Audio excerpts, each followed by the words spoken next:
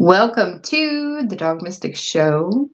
Thank you for being here. I am the Dog Mystic, Sherry A. Marquez. My mission is to help as many animals and people as possible. I want to keep dogs in their forever home by teaching people how to train their dogs without treats, and also to teach them how to get and keep themselves and their animals healthy by drinking cake and water. So today I want to explain what you need to do about aggression in dogs.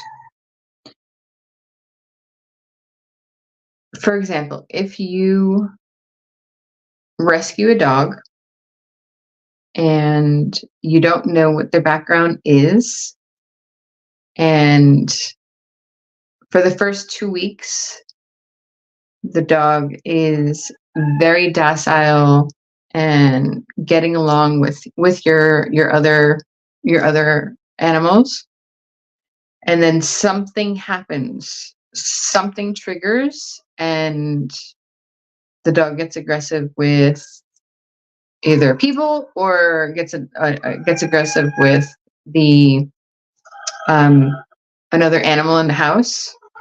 Then first thing is training. Training is so extremely important. So you learn exactly what needs to be done on how, just to solve the situation, so you can keep the dog. If you brought the dog in to your home, that's fabulous. If you rescue a dog, then my mission is to help you keep your dog in their forever home. And the main thing there is there's some times where when you adopt a dog or you rescue a dog, then there's a possibility that it's not a good fit. It's not a good fit for you, for your family. But if it's not a good fit and the training is not working, it's not about the training not working, because the training will work. It's just the personalities. As a person, one person is not going to get along with everyone. There's some people that you get along with better than others. So it's the same thing with dogs and humans. We're all emotional, sentient beings. So the important thing there is to realize that if you're working hard and you're consistent and you have repetition every single day and you're consistent with training, and this new dog is really not getting along with your other, let's say you have dogs, and like, my observation is odd numbers, not all the time, but odd numbers don't blend very well. So if you have 2 dogs and then you bring in a third dog, sometimes it just doesn't work. And especially if you rescue that dog and you're bringing them into, this is just an example, okay? You're bringing them into the home, and it's the third dog, then that new dog can start being aggressive or dominant with the other dogs. And I know plenty of clients that it's worked perfectly and there's no issues. But if your dog has aggression towards people or towards dogs, keeping that dog on a leash, on a watch inside the house is extremely important because you have control. When the leash is on, you're in control. When the leash is off, you're not in control. It's like a dog park. When the dogs are running around the dog park, you're not observing what's going on. Your dog is 30 to 40 feet away. And if they get into a dog fight, then it's, you have to run over there and stop the fight. So it's the same thing in regards to any sign of aggression. Keep the dog on the leash inside the house. Training is extremely important. So you're learning exactly what to do and the tools that are needed to stop the aggression, because it's trial and error. One thing can work, or one thing can be working at the moment, and then all of a sudden it stops working. So then you have to switch to something else. And that's where you have to be patient with the process. Be patient with the process and allow the bond to be created. And another thing is, all dogs have a sixth sense. They know exactly what's going on. So they can feel a person's energy. They can feel another animal's energy like that. So they know, they can pick up on the fear. If you're afraid of that dog, because you're afraid that the dog is going to bite you, then that dog is just like a 2-year-old or a little child. Oh, cool. I'm annoying you. Okay, awesome. I'm just going to keep on nudging you, and keep on just getting you flustered or annoyed, or just because they know they can. So it's extremely important to, even if you do have fear and it's in your body, then your heart is going to be racing. But the important thing is to not portray it. It's hard to explain, because even if you're nervous of what's going to happen, then you just have to take a deep breath.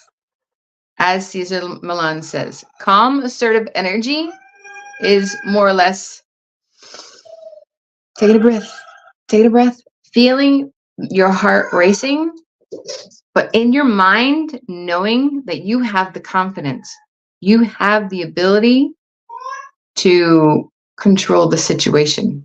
If your dog is on the leash and your dog is in control and you're doing whatever needs to be done that the trainer is telling you what to do, then you're more in control than the dog. So the important thing there is having the confidence that you can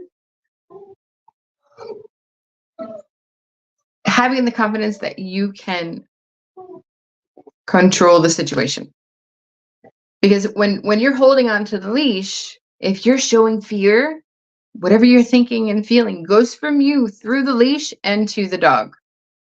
And as soon as you flinch, if the dog reacts to something, as soon as you flinch back and you show that fear, that's when they take advantage. That's when they go and bite. So even if you're feeling the fear, then the important thing is to take a deep breath and use the leash to give the correction, and use your tone. It's only about your tone inflections. So when that dog is being aggressive, you give a leash correction and say no firmly. No. And then you can start giving them commands.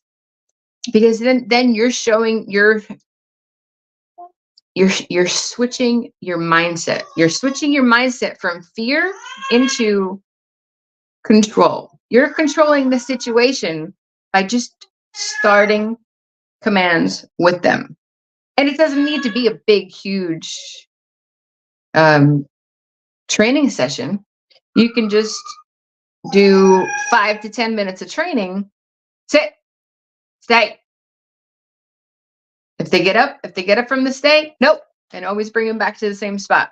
So just by doing that, those trainings, it's mental stimulation. It's switching the mindset off of the dog being aggressive, trying to control the situation, and it's putting it back into putting the ball back into your court, because you're taking control of the situation instead of cowering back.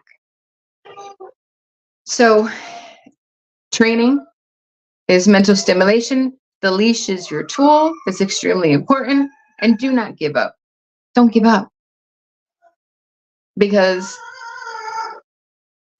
if you rescue a dog, if you find the dog on a street, you don't know what happened to them. And the important thing there is, if you just bring them to the shelter, then they might get euthanized because they're showing aggression inside the shelter. So be patient. Be patient. And if you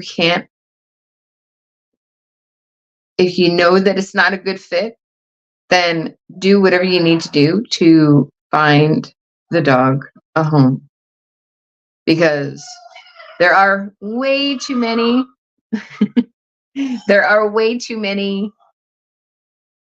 people that are just